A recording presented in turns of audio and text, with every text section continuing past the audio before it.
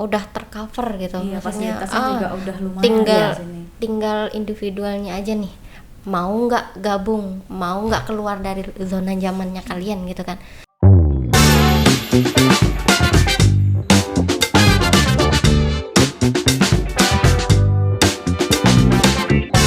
Oke, selamat datang. Ini kita udah ada Bu Sony nih. Bu Sony ini, Ibu kalau boleh tahu jabatannya apa Bu kalau di Intensiveno?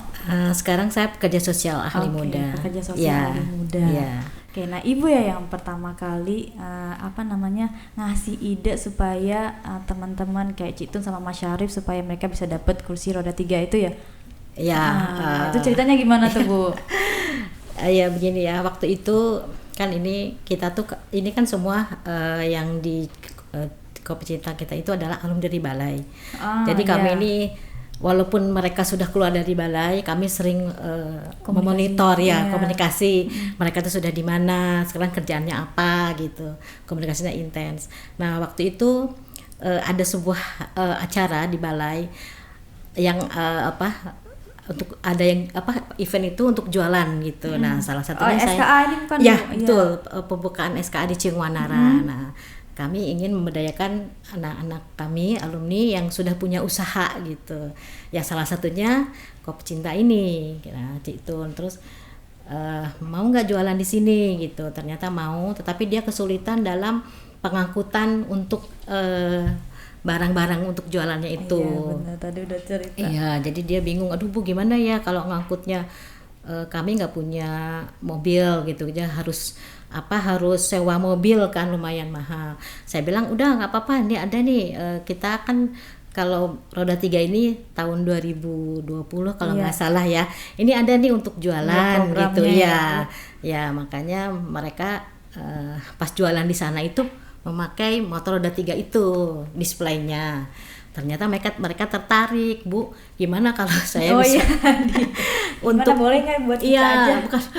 Bukan buat kita, jadi untuk jualan bisa mobiling gitu ya. Iya. Oh saya bilang ini ada prosedurnya, silahkan mereka membuat proposal ke kepala balai kami. Jadi untuk apa ini, jangan sampai nanti dia dikasih motor roda 3 tapi tidak dipergunakan gitu. Jadi mereka bikin proposal, masih ada sih proposalnya juga, bahwa dengan motor roda 3 ini mereka ingin bisa meningkatkan penghasilannya dan ingin juga menjual nama kita Kopi Cinta itu keluar. Jadi bukan di lingkungan itu saja tetapi di lingkungan sekitarnya juga. Dan kalau ada event-event kan, kata mereka cerita kalau ada event itu mereka suka diundang event, nah mereka juga akan memakai motor roda 3 itu di event-event itu, seperti itu. Oke, Ibu udah pernah nyobain kopinya? Wah, udah berapa kali saya ke sana ya. Paling suka varian apa Bu nih, biar nanti kalau saya beli saya udah tahu nih apa gula yang aren, recommended. yang gula aren. Oh, gula aren. Oke. Minuman dinginnya juga ada tuh ya, apa tuh yang enak juga tuh minuman dinginnya ya, ada minuman dinginnya juga ya. Kalau itu cuman ada kopi sama minuman yang lain. Dingin ya. Kalau snack-snack itu belum ada ya. Kalau dulu sih kita sempat juga sih kerjasama dengan beberapa UMKM yang lain kan, kayak misalkan jualan cookies, roti atau kue-kue yang lain gitu kan. Cuma karena makin kesini makin kesepi kan, kita ini dulu lah. Takutnya kan kalau kayak kue-kue itu kan dia ada masa expirednya, terkecuali misalkan kayak keripik-keripik, snack-snack itu kan masih bisa jangka lama gitu kan. Oke. Nah ini kita balik lagi nih ke Bu Sony. Bu Sony kan berarti sama 5 orang ini udah kenal lah ya Bu. Iya. Nah yang paling unik dari mereka apa Bu? Semuanya unik ya, semuanya unik karena mereka berbeda-beda ya, berbeda-beda maaf ya, kedisiplitannya, berbeda-beda juga daerahnya ya. Kami ya hafal banget dengan mereka karena mereka kan 8 bulan sampai di kami ya. Kayak Citun ini kan dulu dari awal juga sudah menonjol gitu. Dia dulu paling terlihat di antara yang lain. Perempuan tapi berani gitu. Vokal orangnya ya Bu, benar kelihatan. Dia jadi ketua angkatan ya waktu itu kan, ketua angkatan. Jiwa kepemimpinannya udah keluar, ya, makanya jadi manajer ya Bu. Iya, betul. Sarip juga dulu anak kami juga, dia juga pernah juga dulu kan di perusahaan juga, pernah di perusahaan juga. Cuman kan mungkin dia lebih ke jiwanya ingin bebas ya, ingin jualan gitu ya, ingin waktunya ya. Terus, jadi mereka awalnya itu semua disalurkan ke perusahaan. Ya, mereka itu program dari balai. Ya bukan disalurkan ya, jadi begini, kita kan ada program magang, Oh, oke. tapi juga tidak menutup kemungkinan kalau misalnya ada yang butuh perusahaan, jadi mereka datang ke balai untuk tes mereka dan sesuai dengan tesnya itu sesuai dengan yang ya normal gitu ya, tidak ada ini karena benar, disabilitas, benar. ini nanti dimudahkan aja, tidak. Karena kita kan dari tahun 98 ya, itu tuh angkatan 22 angkatan 20 tuh, jadi sudah 20 angkatan 20 ya. tapi tahunnya 2017 karena dari tahun 1998 kita mulai.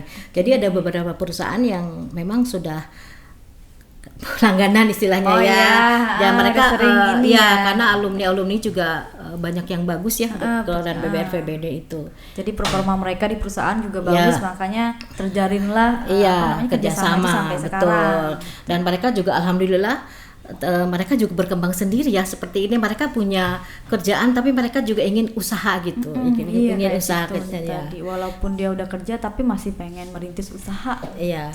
Dan mendapat motor roda 3 juga tidak semudah itu, tidak langsung diberikan, tidak. Setelah ada proposal, kami juga asesmen dulu ke sana. Benar nggak nih digunakan motor roda 3-nya, karena ngantri loh yang ingin mendapatkan, tapi kita kan prinsipnya kalau kata kepala balai yang punya usaha, sehingga nanti dia kalau yang masih mulai kan nanti malah tidak maksimal. Nah alhamdulillah ini kan udah punya usaha dan dimodifikasinya juga sesuai dengan kebutuhan mereka. Jadi kita modifikasi, maunya seperti ini untuk jualan gitu. Setelah di asesmen kita selesaikan, ini loh usahanya ini, kita selesaikan juga peksos dengan instruktur yang buatnya seperti apa gitu di kantor. Ini usahanya ini, dia inginnya seperti ini. Akhirnya jadi ada tahap akhirnya disetujui dan akhirnya diberikan lah. Tapi alhamdulillah juga banyak ada manfaatnya lah untuk mereka. Tadi kan katanya jadi mobile-nya jadi lebih gampang, jadi lebih hemat juga biaya produksi dari kopi. Ya semoga nanti terus-terusan berkembang ya. Jangan sampai ini usaha-usaha lainnya kayak snack atau apa gitu ya. Dan mereka juga punya website ya, di Instagram ya. Udah punya. Udah ada Instagramnya. Apa nama Instagramnya, coba dikasih tahu. Kita cinta. Kita cinta. Berarti kita cinta. Kita cinta ID. Enggak ada. Kita cinta ID. Oke. Berarti di marketplace juga namanya itu. Iya. Oke. Ada di mana aja marketplace-nya, enggak apa-apa disebutin. Kita di sini adanya Gojek ya. Gojek, Tokopedia sama Shopee. Shopee. Oke. Berarti dari Shopee Food, Tokopedia sama Gojek. Oke, nanti bisa dipesan variannya macam-macam. Dan mereka juga kan IT ahli itu juga ya kan, desain grafis, ada yang komputer, ada elektro. Jadi menambah pengetahuan itu dimanfaatkan juga, walaupun mereka juga usaha kopi, jadi pengetahuan yang dari balai juga bermanfaat juga bagi mereka. Jadi Cik Tun dulu desain grafis. Kalau Mas Syarif komputer. Oke. Satu pertanyaan nih baik buat Bu Sony sama Cik Tun. Gimana sih caranya membangun kepercayaan diri gitu sampai bisa kepikiran untuk merintis usaha ini gitu. Itu kan perlu semacam keyakinan ini berhasil apa enggak. Nah, itu membangun kepercayaan dirinya tuh gimana? Oh iya. Jadi kalau untuk usaha sebenarnya kita harus tahu dulu ya, ketika mau buka usaha itu yang terpenting tuh apa sih gitu kan. Bukan hanya modal ya. Modal itu ibaratnya ngikutin modal, tempat dan sebagainya itu, tapi lebih ke kemauan sama keyakinan kita. Jadi ketika mau buka usaha kita fokus gitu. Jadi ini mau buka usaha kopi nih, harus fokus. Jadi jangan sampai kita mau usaha tapi kita kayak mikirnya antara makanya kan mereka ketika buka usaha kopi semuanya di usaha kopi itu, belum ada tuh yang kerja di mana-mana, itu belum ada. Hanya Cik Tun sendiri waktu itu yang memang yang udah kerja. Jadi mereka benar-benar fokus ketika itu buat kopinya. Ini kita harus kayak gimana nih, marketing kita harus kayak gimana nih. Itu kan dipikirin banget tuh operasional kita dari mesin. Jadi apalagi kita yang nggak punya pengetahuan apa-apa ya. Kita kan bukan orang yang bisnismen bukan. Jadi benar-benar otodidak dari kita sendiri gitu kan, harus perhitungan ini kayak gimana gitu kan. Nah terus yang kita lihat kemauan itu terutama ini kan kita disabilitas ya, kita harus kayak nunjukin gitu bahwa kita tuh bisa loh, kita tuh kalau usaha kita bisa loh gitu kan. Jadi orang tuh nggak bisa nganggap kita yang ini bisa apa sih, mereka ini bisa apa sih gitu kan. Tapi kita harus nunjukin selain kita bekerja, kita juga bisa usaha gitu kan. Jadi kayak itu tuh yang bikin kita makin yakin gitu bahwa kita berhasil di usaha ini gitu kan. Terus tujuan dan niat kita juga, kita kan pengennya usaha ini makin besar nantinya. Makin besar usaha ini kan kita pengennya teman-teman disabilitas yang lain bisa bergabung juga dengan kita gitu kan. Jadi akhirnya teman-teman disabilitas yang lain yang nggak punya pekerjaan, yang kesulitan ini bisa kita tampung gitu kan. Tadinya itu sih lebih ke situ. Jadi memang itu tuh yang kuat di kita. Jadi kita kadang kalau kita udah yang aduh ini lagi tapi susah. pernah ngerasa pesimis gak? Apalagi kan waktu itu pandemi gitu. Iya pesimis banget sih sebenarnya. Ya, tapi balik lagi emang karena niat kita pengen kayak tujuannya gitu. Tujuannya tuh udah kebayang gitu ya. Jadi selagi ini kita belum nombok, kita belum yang ini banget gitu kan, kita belum rugi banget atau apa. Oh iya, betul. Jalan aja gitu kan, jalan aja pokoknya. Ini kan prosesnya gitu kan. Ini kan prosesnya kita gitu kan, untuk kita lebih ini kan, nggak ada usaha orang sekali buka langsung betul. gede gitu kan, enggak gitu kan. Jadi memang ada jatuh bangun itu biasa dilalui aja itu gitu. Ini buat Bu Sony nih sebagai Peksos yang menangani disabilitas. Nah, Ibu pernah nggak menemukan misalnya ada penerima manfaat yang merasa dirinya pesimis atau kurang percaya diri. Nah, sepengalaman Ibu mengatasi hal-hal yang kayak gitu tuh gimana? Ya, betul kata Cik Tun tadi, kita harus fokus. Jadi tujuan awal kayak misalnya di balai ya, tujuan awal mereka ke balai itu apa sih? Jadi kan mereka ingin mengubah kehidupannya ya, itu harus fokus ke situ gitu. Dan kita juga kan kalau di balai itu Peksos itu ada konseling individu, ada konseling kelompok. Jadi mereka itu dikasih waktu untuk mengutarakan, jadi dari hati ke hati. Jadi orang lain nggak ada yang tahu, jadi kita berdua aja. Oh saya tuh mengalami ini seperti ini sebenarnya, kita kasih motivasi. Nanti juga ada yang kelompok mereka saling cerita, saya punya masalah seperti ini sebenarnya. Nah, kita pecahkan bersama. Jadi yang pertama adalah tujuan ke balai untuk apa sih gitu kan. Jadi udah jauh-jauh meninggalkan kampung halamannya. Ingat itu tujuannya, fokusnya itu. Misalnya ternyata ada yang saya ke balai Bu ingin nanti bekerja, ingin membahagiakan orang tua, ya itu harus fokus ke situ. Apapun tantangannya kamu harus bisa hadapi gitu. Jadi fokus lagi ke cita-cita kamu apa. Memang setiap manusia juga punya rintangan, tantangan ya. Iya, apalagi kan betul. Disabilitas, jadi tantangannya itu pasti 2 kali lebih jadi besar. Anggap aja kami ini yang di balai itu adalah orang tua kamu, kakak kamu, adik kamu, curhat apapun silahkan, dan itu akan kita rahasiakan gitu, tidak ada yang tahu. Ya itu mungkin dikasih motivasi bahwa kedisabilitasan itu bukan halangan. Jadi banyak orang-orang yang sukses yang bisa berhasil gitu. Dan kita juga kadang-kadang mendatangkan motivator dari luar ya, beberapa kali dari perusahaan-perusahaan yang sudah sukses, dari individu-individu yang sudah sukses yang jadi itu salah satu program balai juga. Ya, ini contohnya nih. Contohnya nih. Kadang-kadang beberapa kali seperti itu. Jadi untuk memotivasi mereka. Nah, Bu boleh juga diceritain apa aja sih Bu program balai buat baik itu buat disabilitas maupun kan nanti udah multi layanan gitu. Nah, terus gimana cara kita mengakses layanan-layanan itu? Kan siapa tahu nanti ada teman-teman di luar sana yang ingin mengakses fasilitas yang ada di balai gitu. Nah, itu gimana Bu? Ya sekarang kita kan sekarangnya programnya atensi ya. Jadi selain di dalam balai, kita juga menjangkau ke luar balai seperti outreach, respon kasus, dan kita juga punya website di balai, ada websitenya juga. Nanti alamat websitenya kami kasih tahu. Nanti kita kasih tahu. Ya. Atau boleh juga dicari Balai Intensweno. Ya, gitu kan, nanti Balai BBFBD Intensweno. Ya. Jadi kami sekalian pelatihan di dalam juga pelatihan di luar dan menjangkau seluruh PMKS ya. Sekarang kan multi layanan ya. Ya seperti itu. Oke. Ini terakhir sebelum kita selesai. Cik Tun ada nggak kayak misalnya pesan-pesan yang ingin disampaikan ke teman-teman disabilitas ataupun ke teman-teman lainnya supaya mereka bisa lebih semangat lagi gitu? Kayak Cik Tun kan percaya dirinya luar biasa ya Bu, patut dicontoh gitu. Jadi kalau untuk buat teman-teman disabilitas yang di luar sana maupun yang di Jakarta atau di luar Jakarta.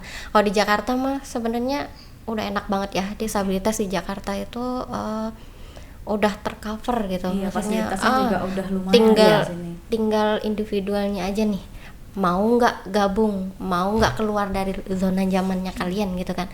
Nah kalau untuk yang di luar kan ini masih proses mungkin ya. Jadi balik lagi ke temen, jangan mau ketergantungan terus gitu kan, dengan orang tua, keluarga dan sebagainya. Keluar dari itu gitu kan. Buktikan bahwa kalian bisa mandiri, bukannya kita yang diberi gitu kan, tapi kita yang memberi gitu.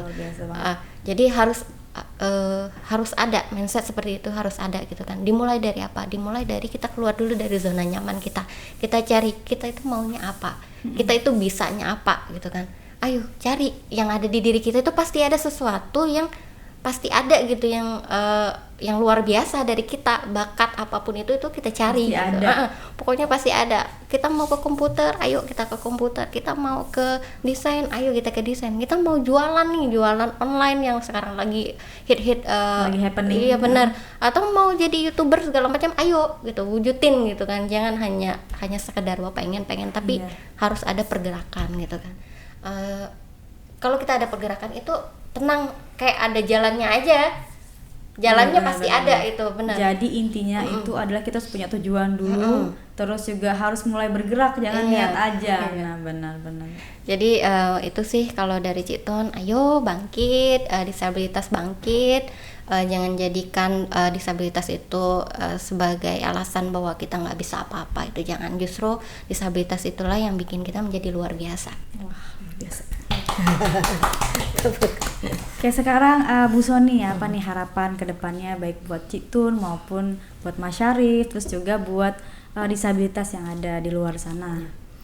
Harapannya mereka terus maju ya. Kalau maju mereka dapat pendapatan, keberfungsian sosialnya jadi meningkat. Ya betul kata Cik Tun tadi, ayo keluar dari zona nyaman.